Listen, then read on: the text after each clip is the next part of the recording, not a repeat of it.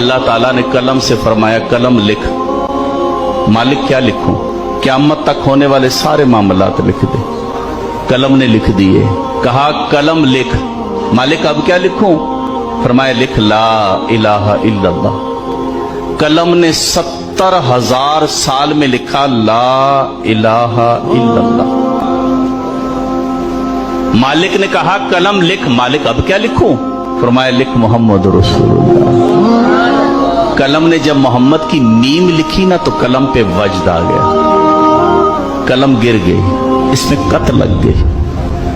कलम गिरी रही फिर उठी। 70,000 साल में कलम ने लिखा मुहम्मदुर रसूलुल्लाह। कलम जब लिख चुकी ना तो कहती मालिक तेरी करम नवाजी, तेरी मेहरबानी, तूने मुझे तौफीक दी है, मैंने तेरा जिक्र लिखा है, तेरा कलमा लिखा है। या अल्लाह एक सवाल है, क्या तेरी मखलूक में कोई इतनी उम्र का आदमी होगा?